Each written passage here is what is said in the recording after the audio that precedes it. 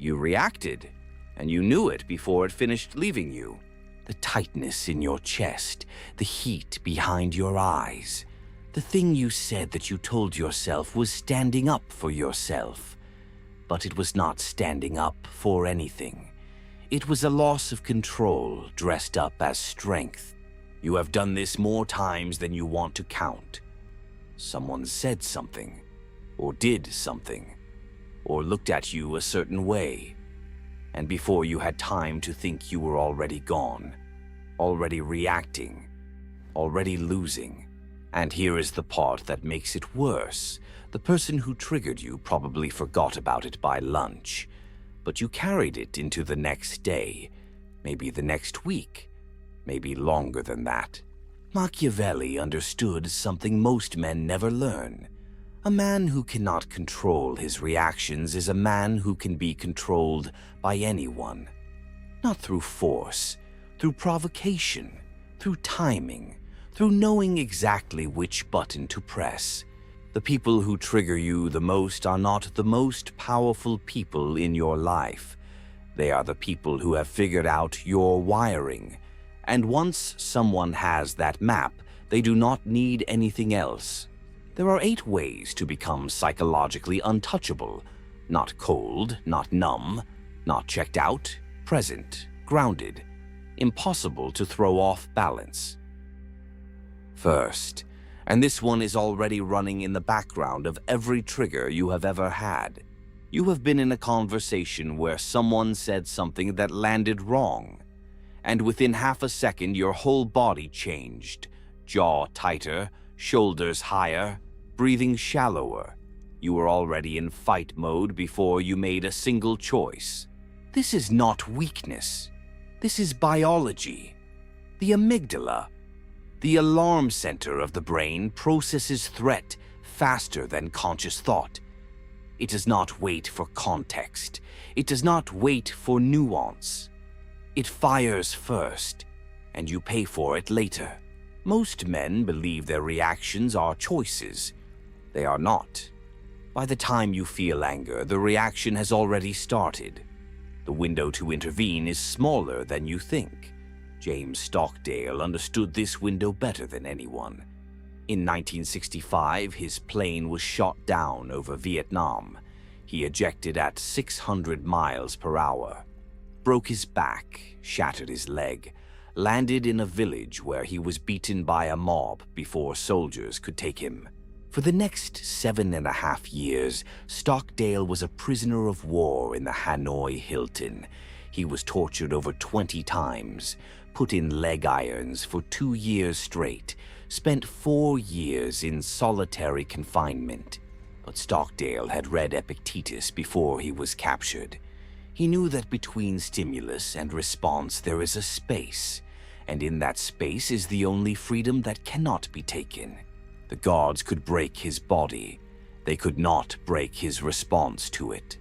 Stockdale later said that the men who did not survive were the optimists, the ones who kept saying, "We will be out by Christmas." Christmas would come. They would not be out, and something inside them would break. Stockdale survived because he did not react to hope or despair. He responded only to what was in front of him, one moment at a time. The window exists. It is small, but it is there. Notice next time, not the anger, the thing that happens just before the anger, the tightness, the heat, the shift in breathing. That is the window. That is the only place where control actually exists. That is the first layer, what fires automatically. The second one goes deeper, into the story you tell yourself about why you are allowed to react. 2. And this one is uncomfortable because it means the anger is never really about them. You are in a meeting. Someone dismisses your idea without even looking at you. And the anger that rises is not just about that moment. It is about every other time you were overlooked. Every other time you were not taken seriously. Every time someone made you feel small and got away with it. The anger is not proportional because it is not present, it is accumulated. The person in front of you did not create the wound, they just bumped into it. George Washington carried wounds most men would never recover from. His father died when he was 11. He was rejected for a commission in the British Army. Twice. He watched his men die at Fort Necessity in a battle he should not have fought. He was blamed publicly for starting a war. And yet Washington became known for one thing above all others: his silence. During the Revolutionary War, his generals would argue for hours. Washington would sit, listen, say nothing. When the Continental Congress criticized his retreats, he did not defend himself. When Charles Lee publicly mocked his strategy, Washington waited. Years later, when Lee finally crossed a line at the Battle of Monmouth, Washington relieved him of command, quietly, decisively, without anger. Thomas Jefferson wrote that Washington's greatest strength was his temper. Not that he did not have one, that no one ever saw it. When you overreact, you look weak. Not because the anger is invalid, because it reveals that something still has power over you, something you have not resolved, something you are still carrying. There is probably someone in your life who needs to hear this specific thing, not because it is useful, because sometimes the right words arrive at exactly the right time. Share this video with them. The man who reacts to today with yesterday's pain will always be one step behind. The man who has done the work to empty the old accounts reacts only to what is actually in front of him. That is what accumulated pain does. It borrows emotion from the past. The third one is about what you rehearse without realizing it. 3, and this one hides in plain sight. You have been in a conversation that went badly, and then spent the next 3 hours replaying it in your head, thinking about what you should have said, what you wish you had said, what you will say next time. You think this is preparation. It is not.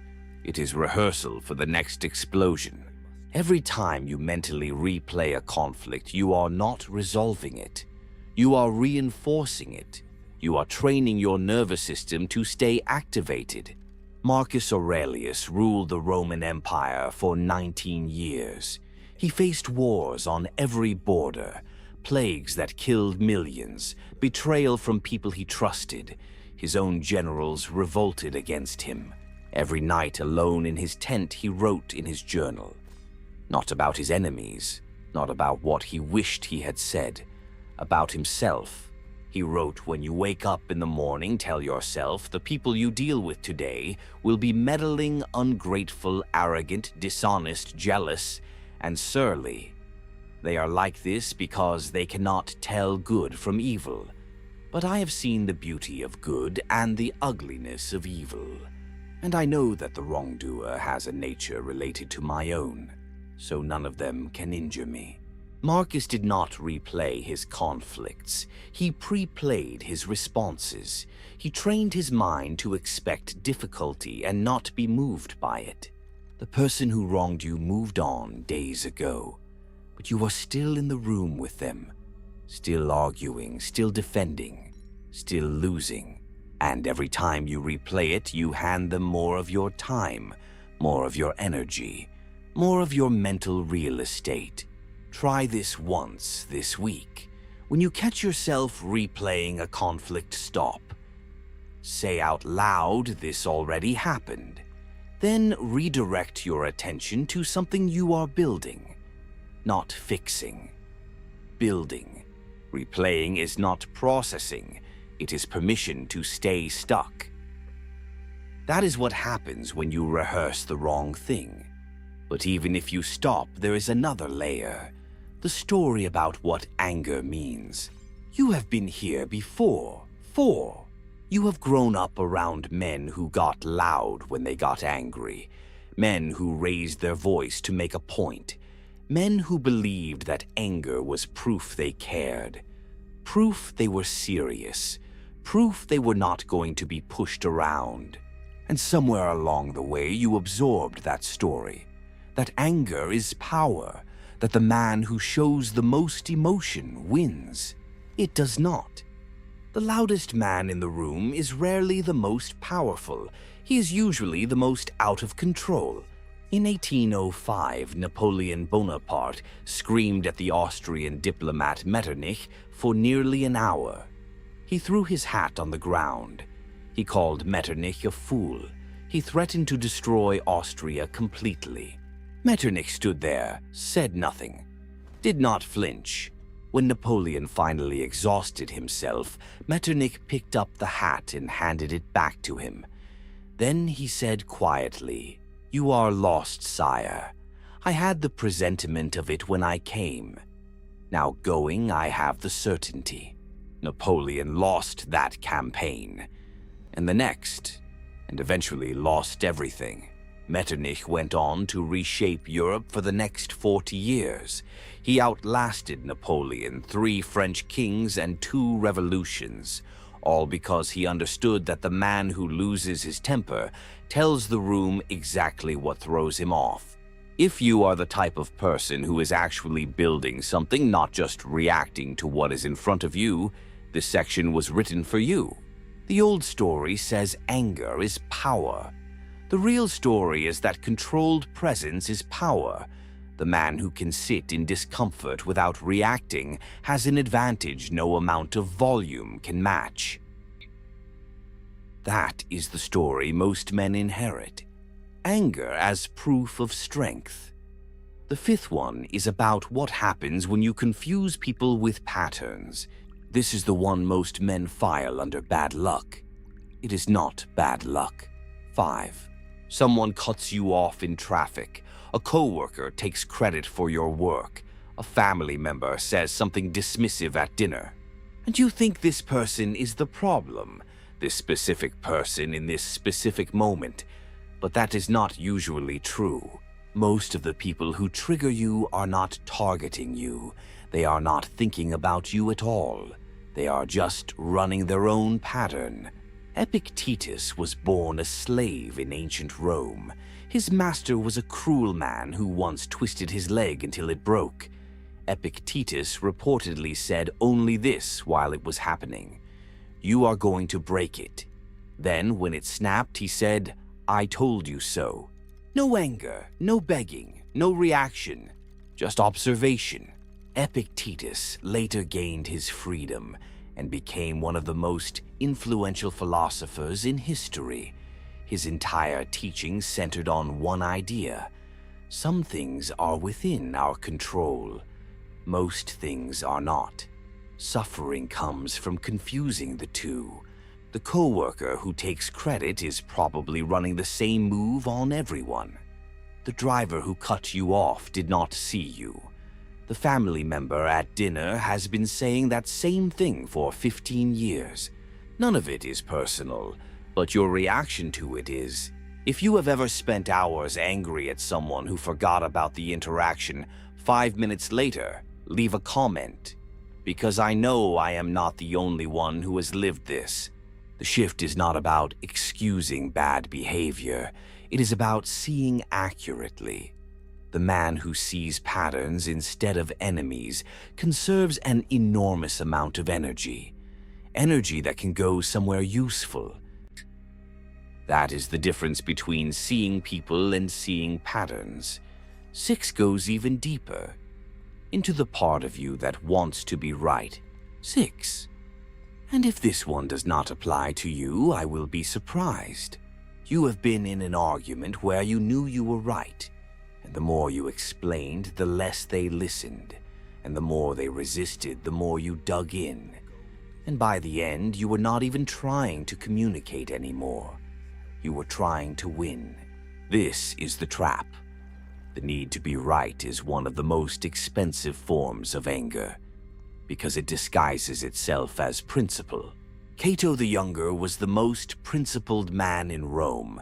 He never compromised. He never bent. He was right about almost everything, and he lost almost everything. When Julius Caesar crossed the Rubicon, Cato knew it was the end of the Republic. He was right. When Pompey made tactical errors, Cato criticized him publicly. He was right about that too. When the final battle was lost, Cato refused to flee. He refused to accept Caesar's pardon. He stabbed himself in the stomach. When doctors tried to save him, he tore out his own bowels. Cato was right, and Cato is dead. Caesar went on to rule Rome. Machiavelli wrote about Cato with something close to pity. He admired the man's virtue, but he noted that virtue without flexibility is just another form of suicide. I know this one is not easy to sit with. Most useful things are not. If you need to pause here, pause. Here is the reframe. You can be right or you can be effective. Sometimes those align. Often they do not. The man who needs to be seen as right is controllable. You can bait him into any argument. You can keep him spinning as long as you want. All you have to do is refuse to concede. The man who does not need the validation can walk away, can win in ways that do not require acknowledgement.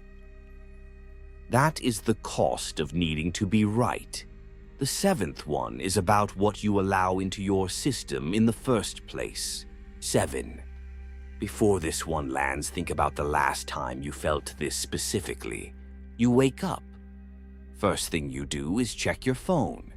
News, social media, messages, and within 10 minutes you have already consumed 17 things designed to provoke a reaction, outrage, fear, comparison, envy, before you have even had coffee. And then you wonder why you feel on edge all day, why you are quicker to snap, why your baseline is already elevated before anything has happened. Viktor Frankl survived 3 years in Nazi concentration camps, Auschwitz, Dachau, others. He watched his wife, his parents, and his brother die. He was stripped of everything: name, possessions, dignity.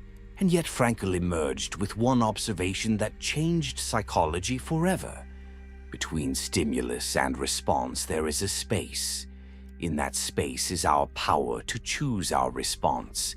In our response lies our growth and our freedom. Frankl noticed that the prisoners who survived longest were not the strongest. They were the ones who protected their inner world, who refused to let the camp determine what they thought about, who chose, even in hell, what to focus on. One prisoner would imagine lecturing about the psychology of the camp after liberation. Another would replay conversations with his wife in his mind. Another would plan the meals he would cook when he was free. They could not control their circumstances. They controlled their attention. This channel exists for the person who is done being surprised by how the world works. If that is, you subscribe. Audit your inputs this week. Not all of them.